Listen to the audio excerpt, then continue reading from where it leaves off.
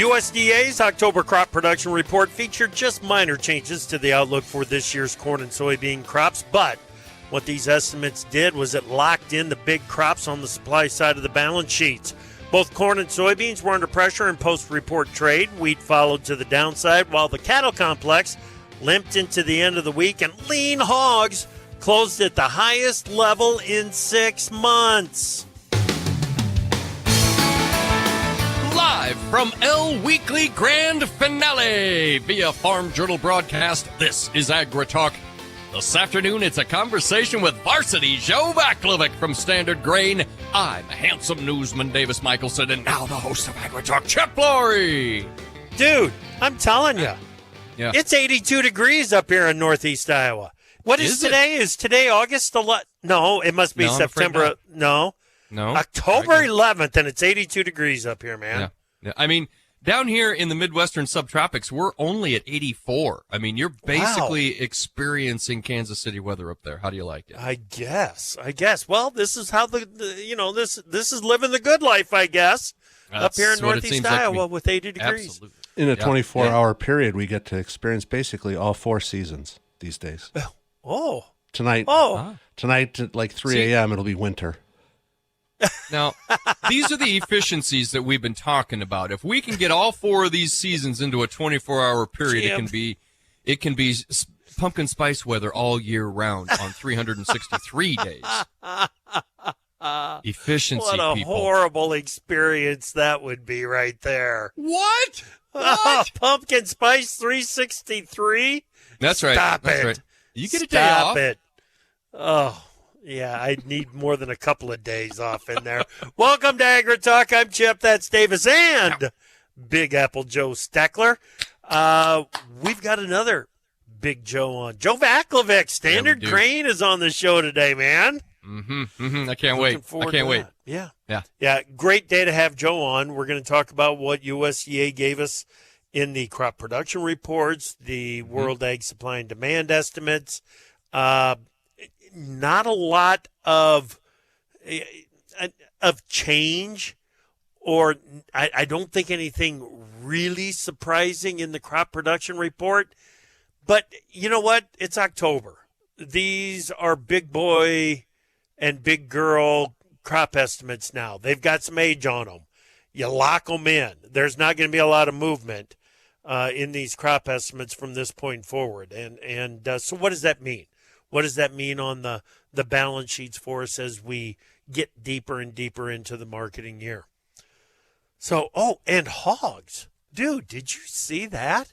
That was a nice move in hogs late in the day. I like that. Very cool. Very cool. All right, let's get to the news. What do you got? Well, Chip, USDA put the 24-25 wheat carryover estimate at 812 million bushels, down 16 million bushels from last month and 7 million bushels below the average pre-report trade estimate. The feature on the demand side of the balance sheet was a 10 million bushel increase in estimated feed and residual use. Global wheat carryover was increased 500,000 metric tons from last month, but is still in a year-to-year downtrend. December soft red winter wheat futures posted an outside trading day with the close just below the opening range. December wheat spiked support at $6 before recovering to settle above that level. These HRW wheat futures 6 1/2 cents lower today at 604 1/2. December SRW wheat down 4 3/4 to 5.99. December spring wheat closed at 643 3/4, down 6 1/2 cents. Chip. All right. Yeah, that year-to-year decline in global wheat stocks, I think that's putting some float in that market, preventing a major sell-off there. And hopefully that will continue. December soft red winter wheat futures on the week up 9 1/4 cents. December KC wheat up 6 1/2 cents, and December spring wheat up 5 1/4 cents. Well, Chip, USDA increased the 2024 corn crop estimate 17 million bushels from last month on a 0.2 bushel increase in the national average corn yield. That puts it at 183.8 bushels per acre. The supply increase was more than offset by a drop in beginning stocks from last month, and carryover dropped 58 million bushels from last month. But at 1.999 billion bushels, carryover is 55 million bushels above the average pre-report trade guess. Corn traded through the pivotal 420 level early in the session, but fell to close near session lows in post-report trade. Today's close in December corn was the lowest since September 26. December corn futures 2 3/4 lower at 4.15 3/4. March corn down 3 1/4 cents to 4.33. July corn futures closed at 4.47 1/4. That's down 3 3/4. Chip. You know, here it is, a report day. Here it is, October 11th, in a year where harvest is just cranking out super quick. And we went into a harvest weekend down 2 to 4 cents in corn. That's not bad. It's not bad. I don't know exactly what it means for us, but that's not a bad price performance at all. On the week, December corn down 9 cents, March corn down 8 3/4 cents. Well, Chip, USDA trimmed 1/10 of 1 bushel from the national average soybean yield, putting it at 53.1 bushels per acre. That puts the 2024 bean crop at 4.582 billion bushels, down 4 million bushels from last month, but 3 million bushels above the average pre-report trade guess. New crop bean carryover is estimated at 550 million bushels, steady with last month, just slightly above trade expectations. December soybean meal has closed lower in 8 consecutive sessions and finished today at the lowest level since September 3rd. November bean futures rallied to trade above 10.25 for the first time this week, closed near the low of the day and at the lowest level since September 16. November beans were 9 1/4 cents lower at 10.05 1/2. January beans down 10 1/2 cents to 10.21. March beans closed at 10.35, down 11 1/2 cents. 5 1/2 cents is not far enough away from a 9 handle for me in that November contract. No, there it is. We're knocking on the door again. That's exactly right. December soybean meal on the week was the big percentage loser for us, down 4.66% on the week. That's $15.40 a ton. December soybean oil was down just 64 points. November beans down 32 1/4. March beans down 36 1/4. USDA estimated the 2024 cotton crop at 14.201 million bales, down 311,000 bales from last month, but carryover is estimated at 4.1 million bales. That's up 100,000 from last month.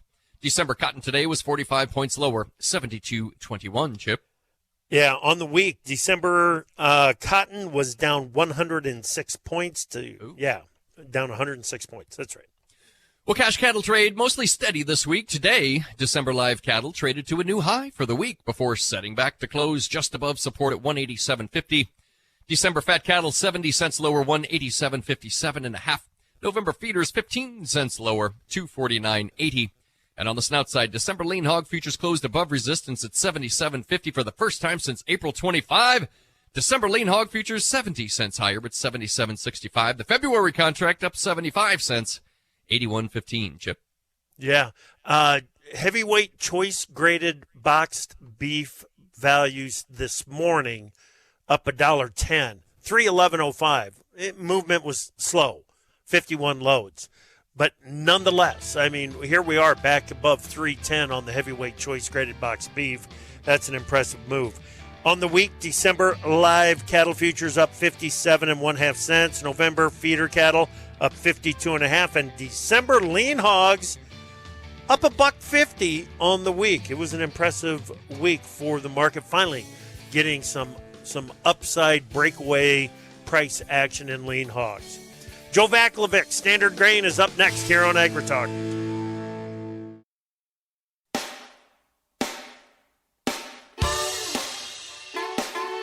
We don't make the news, we render it. AgriTalk. Welcome back to AgriTalk. I'm Chip. Glad you're with us on this Friday afternoon. Joe Vaclavik, Standard Grain, is our guest analyst. Joe, my friend, it is good to talk to you again. How are you? Guess who's back, buddy? It's been a while. I haven't been on the show in at least a year, probably. It's been a while. There's no doubt. No doubt. Everything I go way back with this show. When the show was Market Rally, I remember driving from Chicago to South Bend to the Farm Journal studio to host it like years ago. And then we did some remote stuff, and it got, that made everybody's life a little bit easier. But I'm good. I'm glad to be here. Thanks. Good. Yeah. Believe it or not, Davis, check me on this, but the show's been the afternoon hour of AgriTalk, like you said, started out as Market Rally, has been on the air now for 11 and a half years. Wow. I think that's right. Yeah, that's I believe it, but it goes by fast. Yes, it certainly does. It certainly does. All right, man. Let's talk about this crop production report. Start with corn. Yield up 0.2 of a bushel. I don't know if that might have caught some leaning slightly in the wrong direction, but it's not enough to make a huge difference, is it? No, it's not. The average trade guesses going into the report, I suppose the traders that were polled expected small decreases to the yield numbers, and we got a small increase in corn. I don't know, however, that those estimates are the end all be all. I think somebody thought that this was going to be a bullish report based on how the market acted prior or after the report. Right. I mean, you saw the markets hold up, trade higher going into it, and then you got this kind of nothing to neutral-ish deal, and we sold off. So somebody out there, fund manager, whoever, thought we were going to see something friendly, and we really didn't. Yeah. I think you're exactly right. And, everybody's expectations were we're going to get carryover under 2 billion bushels. Well, we did. And we're there. Yeah. By 1 million. That I think was a bit of a disappointment to those wannabe price-friendly corn traders too, right? Yeah. One of the things that I look at is the stocks to use ratio. Yeah. And I believe in corn for 24-25, the projection is we're still going to be north of like 13% for the United States, which is a number that's a lot closer to like the 2014 through 2019 period when we were in kind of the dog days, a lot closer to that than it is to what we saw in the, bull markets of 21 and 22 when we were sub 10% stocks to use ratio. So despite the fact that we've got a better look, we no longer have a 2 in front of the carryout, we have a 1. I mean, that's a great start, but statistically we're still in burdensome territory. Yeah. I don't with the stocks to use ratio where it's at right now. I mean, it's not like it's over 15. Over 15 is a negative stocks to use ratio. Mm-hmm. Where we're at right now, I think you're right, Joe. To me, that feels like a steady as she goes kind of situation for the balance sheet right now. Yeah. I think demand's headed in the right direction. Okay. USDA increased its export projection today. I think the ethanol number may come up as well.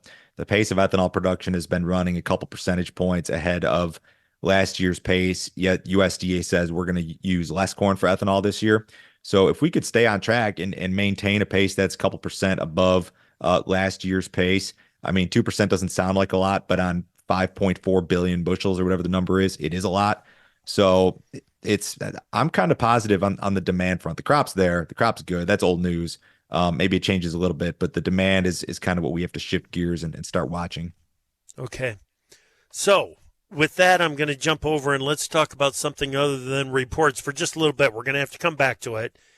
But what I'm looking at is the export sales announcements that came out this morning, and Unknown was a big buyer this week of some corn. What are your thoughts? I mean, is it Europe? Is it Colombia? Is it Japan? Or could it have been China in there? My thought is that it was a good sale. If it was China, the market would have told you that it was China and somebody would have known, and the market would have closed sharply higher today. So the lower close today following that leads me to believe that it was not China. I hope I'm wrong about that, because China is the global buyer, whether you love them or hate them. They're the global buyer that could really move the needle for us in terms of exports and therefore the balance sheets. So just based on how the market acted, I mean, yeah, they report these sales to unknown destinations, but whoever did the business knows who it is. And the bigger players in the commercial grain industry, somebody has a clue, and somebody probably knows that it's not China. Yeah. Yeah, I would agree. And the thing is, it's demand. That's what should be the bottom line on it. But because there's this attitude around China, you got to pay attention. And if it would have been China, I think you're exactly right, Joe. I think that's more bullish than selling corn to Colombia or selling corn to Mexico. If you get China, I mean, if that was a China number, that number in a vacuum, like just to any destination doesn't really matter. But if that's to China, then that's going to immediately lead to thoughts that, oh my gosh, it's China. They're going to do what they did 3 or 4 years ago, and there's going to be a whole lot more behind it. And I just don't think that's what we saw today. Okay, with that in mind, how much attention do we need to pay to the economic stimulus efforts that the Chinese government has put in place? I can't help but wonder if it's almost old news now. So Bloomberg had an article. It was printed yesterday afternoon. They're expecting China tomorrow on Saturday to announce another $283 billion in stimulus. And given that it was printed in a publication that every trader on the planet reads, I would venture to say that it's largely discounted. So when and if they come and announce that on Saturday, is it already priced into the marketplace? Maybe it was. I mean, the bean market absolutely moved on the China stimulus. Was that a week ago or 2 weeks ago? Yeah. And then when China came back from holiday and they didn't have any details, we kind of backed off on it. I think it is important, though. Some people think China's in like a 2008 type moment economically, and that they're really going to pull out all the stops and do some really severe things with regard to stimulus. And maybe that means they buy more beans from the U.S. Maybe it doesn't. But from a sentiment standpoint, I mean, it is a positive. I just can't help but wonder what's been priced in and what hasn't. Yeah. Okay. I understand the economic stimulus and what that can do to consumer attitudes and buying patterns in China. But when we're talking about raw commodities like feed, it's not like all of a sudden there's going to be that many more hogs on feed or that many more birds on feed or that many more cattle on feed. I don't know exactly how this is going to translate into demand for corn, soybeans, and wheat. Did you notice that USDA reduced its China corn import forecast today? They went from 21 million. They went from 21 million down to 19. They left the soybean number unchanged at 109, but USDA is kind of showing their hand here in that they're kind of pessimistic on this import program for corn. Yeah. Okay. I did not notice that. Thank you.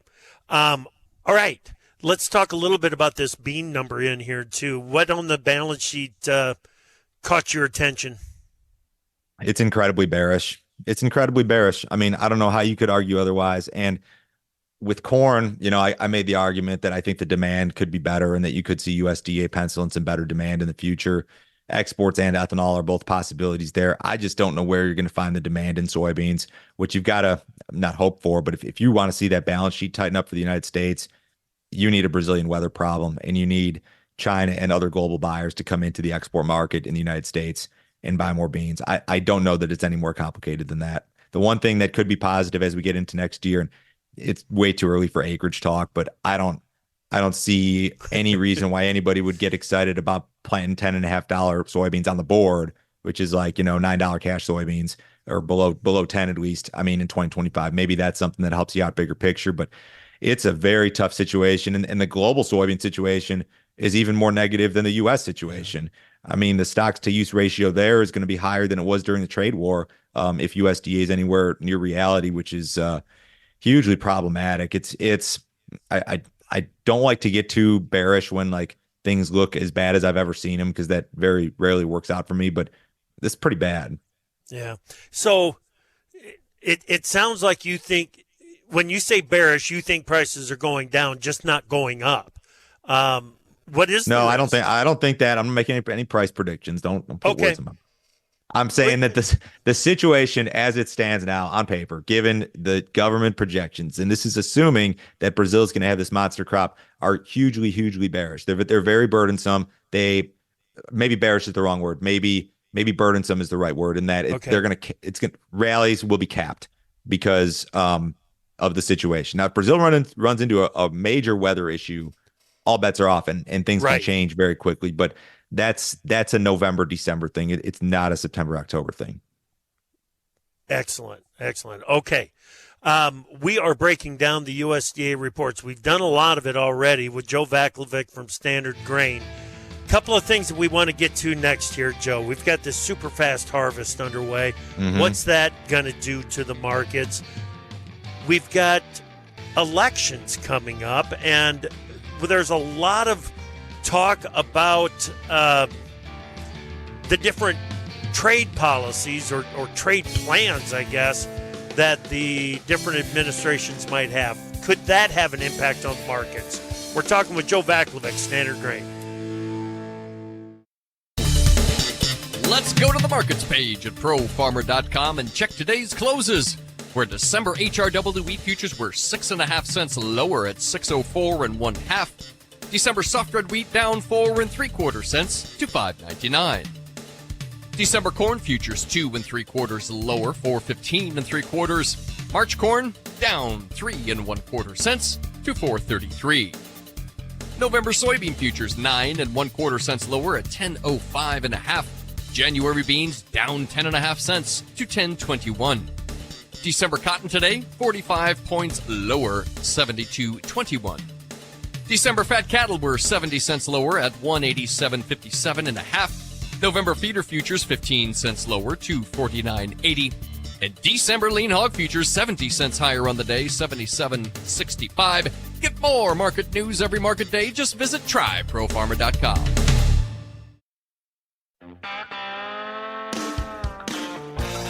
Opinions expressed on AgriTalk do not necessarily reflect the views of Farm Journal Broadcasting, affiliate stations, or sponsors. The best talkers in ag, including you. Join the conversation on AgriTalk. Call us at 855-4-TALK-AG. Welcome back. We are in the middle of a conversation with today's guest analyst, Joe Vaclavik, Standard Grain. Joe, got a question from a listener. You ready? Yes, I'm ready. Why do bean oil and meal seem to always trade in opposite directions? That's just how traders trade them. That's how they do it, and that's how they used to do it in Chicago. They trade these spreads. I don't have any explanation for it. I'm not an expert on it, but yes, it happens all the time, every day. Yeah, a lot of times what they'll do is they'll take a position on in soybeans, and then they'll put a spread on, either short oil or long meal, short oil. With the idea that if the market does make a sudden move, they're not going to get hurt as bad if it goes against their bean position, and they'll appreciate on their bean position, but it might be cut back just a little bit by some losses in another market. So it's kind of a hedge against the bean position is what I always observe down there on the floor. So the one thing I'll say about it is that meal is the much more important market if you're looking for soybean price direction, because when you crush soybeans, the vast majority of your output is meal and not oil. And that's why I know in the news section you guys mentioned the meal rally and how it's kind of failed. That's part of the reason the soybean rallies failed. Without that meal leadership, or at least meal moving along with beans on the rally, it's very difficult to keep beans up. Yeah. And for me, the meal situation is one of the reasons that I just have a hard time coming up with a bullish story in the soy complex right now, because we're going to crush, and the soybean oil is going to be used. They're going to find a home for that. But this meal, man, we got to find markets for it, and it's got to be an export market, I think.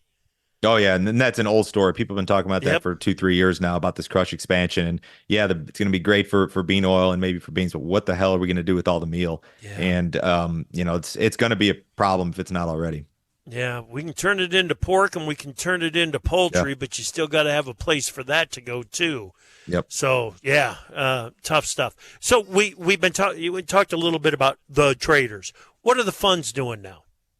Well, the funds are now, they're still net short the markets, but in a much less material fashion. There was a massive short covering event, and the fund positions, I would call them right now, just they're not of consequence. They're more balanced. They're still net short, but it's not a record net short. It's not even a big net short across corn, soybeans, wheat, any of those markets. So they can do what they want here. They can keep kind of a neutral bias. They can get heavy short again. They could get long if they want, but it's not this big elephant in the room like it was a couple months ago. Right. One of the things that I feel like Davis and I have talked about it a million times this year. There for a long time, we just wanted the funds to stop selling. Once they stopped selling, okay, now if we can just get them out of shorts. Well, now that they're out of shorts, we got to figure out how to get them long. And I'm running out of reasons. I mean, I guess we could look at some of the inflation numbers and say, oh, there might be an inflationary play again. I don't know. I don't know. I don't see it. Inflation's over, Chip. I mean, as it relates to how the Fed views inflation, which is on an annualized percent change basis, inflation's 2.5% bet higher than it was a year ago. I mean, yeah, everything's 30% more expensive than it was before COVID. I get that part of it, but I don't see the inflation as being a story that comes back anytime soon. Right. Yeah, and not in a way that's going to bring a bunch of speculative money onto the long side of the grain markets. I agree.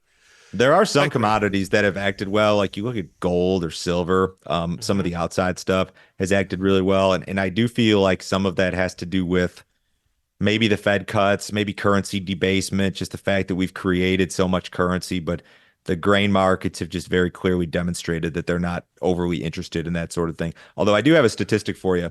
I had a chart that I had in one of our newsletters a couple weeks ago, and it was about corn prices and inflation. So back before COVID, before all the money was printed, and you're like, say, call it the post-ethanol pre-COVID era, like 2007 through like 2020 or most of 2020. Bottom of the barrel corn price was $3 a bushel. Futures went to $3 a few different times, but never broke through there during that period.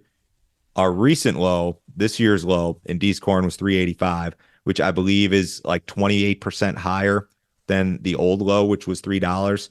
And CPI during that same time frame has increased like 22%. So if that 385 low in D's corn was like, if that was a major low and that's your new bottom of the barrel, like that's where we go when things get really bad, you can make the argument corn has adjusted for inflation. Yep. I hear you. And maybe that means that when we do dig ourselves out of this crappy market, whenever that is, whether it's this year or 10 years from now, maybe you got to go like $2 higher than you did before or $1 higher than you did before. I don't know. Right. But I remember it may be premature to say that 385 is a major low, though. It may be premature to say that. I don't know. I'm with you. I'm with you on that. And every time I hear something like that, I think back to 1995, 1996, when I said corn has moved to a new and higher pricing plateau. Well, it does happen. I mean, it happened in the like pre versus post ethanol. You ran to a new plateau, and the verdict is still out on whether we're at another one now, I guess. Right. Okay, elections. When you think about the elections and the ag markets, is there a connection that's got you interested here? I don't know. I mean, so in 2016, Trump was not a known commodity. I don't want to get political, but I mean, the trade is well aware that there's a 50% chance at least that Trump gets elected and starts a trade war, right? The trade is very aware of this. Whereas in 2016, I think it was more of a wild card. So I don't know how much of that is discounted in the market. I mean, Chip, China hasn't bought a ton of beans. I think the Chinese purchases of new crop or this current marketing year U.S. soybeans are like the third worst of the last 10 years. And the only 2 years that were worse were 2018 and 2019, which were trade war years. So you could almost argue that the Chinese purchase program for U.S. beans is like trade war-ish already. I don't know that like Trump being elected has to be of consequence for the soybean market right off the bat. I don't know that that's a fact. Okay. Now, talk to me about tariffs. And it doesn't matter if we're talking about the a potential Harris administration or a Trump 2.0 administration. Tariffs, I think, are going to be part of the landscape in trade when we get a new administration. What does that do to us? Well, it depends on if China's going to retaliate or not. So China officially, as far as I understand it, still has tariffs in place on U.S. soybeans. They just waive them in basically every instance. Yeah. So all they've got to do is just say, hey, we're not waiving the tariffs anymore. I don't know if China needs to buy U.S. beans or not. A lot of that's going to go back again to Brazil and what sort of crop that they have. But I think what China has proven, tariffs or no tariffs, or limited tariffs or some tariffs. I mean, the Biden administration just hiked tariffs on a whole bunch of Chinese stuff like 2 weeks ago. China's going to buy beans from us only when they're affordable and only when they need them. And they're going to buy like the bare minimum amount for the most part. Okay. All right. Man, this harvest, Joe, this is happening in a hurry. We are Fast and furious, buddy. Yeah. Dumping product onto the market with a fire hose, dude. What kind of an impact is that going to have? Well, logic would tell me that, okay, last year farmers made a big mistake in that they held on to grain in a carry market with high interest rates and high storage costs. They got killed by basis contracts that were rolled a couple times, more than that in some situations. And that maybe they won't repeat the same mistakes of last year. But I think a lot of the same mistakes from last year are going to be repeated 100%. I think the farmer was undersold coming into harvest. That's my general opinion of the situation, just based on what I know. Also based on the fact that the farmer was undersold with regard to old crop going into late summer. I mean, if you're still sending out a bunch of old crop late summer, you're probably undersold for new crop also. So my fear is that we see kind of a repeat of last year. We get into these basis contract pricing periods. You see the market pressured, and then maybe it eases a little bit, and then it happens again, and then it eases a little bit for a couple months. I could see a similar scenario playing out again. There's a lot of obstacles to hanging on to physical grain. I mean, as I mentioned, high interest rates, storage costs are up, carries in the market. They're all obstacles to storage. But if you're a farmer, you're supposed to just come out of the field and sell at a loss. I mean, that's not a great proposition either. I mean, you're damned if you do, you're damned if you don't. The only thing that could have bailed you out in hindsight would have been aggressive forward marketing, and there's nothing that we can do about that now. Right. But it's a really tough situation. The farmer, but you know this. I mean, the farm economy is in a full-blown recession. I mean, we're in a full-blown recession, and I was not really optimistic, but I was when the market started to rally here the last few weeks, I was like, man, maybe we can actually dig ourselves out of this. But I don't know if it's going to be that simple. Okay. One thing that's got me a little, oh man, we're almost out of time, but I'm going to go ahead and ask this anyway. One thing that's got me a little confused is you look across the Midwest and get up into the northern Iowa, western Iowa, Nebraska. There are some basis levels out there that are not on corn that are not reflecting a glut. It doesn't look like it's getting swamped yet. I don't understand it. Is it because nobody's selling, or is it because the crop's not there? I think the crop's there. Yeah. There were problem areas. There were problem areas, and basis, of course, is regional. I mean, the areas that had the really wet spring, I mean, yeah, basis is going to be better there, as it should be. Yeah. Okay. Man, it's always fun to talk to you, Joe. How do we find you? How do listeners find you out there? You know where the podcast is at. Grain Markets and other stuff. It's on Apple Podcasts, Spotify, YouTube. We're on every single day we're up before 6 a.m. Central every single day. And that's why I don't do this show that much anymore, because I start work so damn early. But, I love it. Yeah, Thank you, Joe. Appreciate you, man. Good to talk to you. You bet. Davis and I will be right back.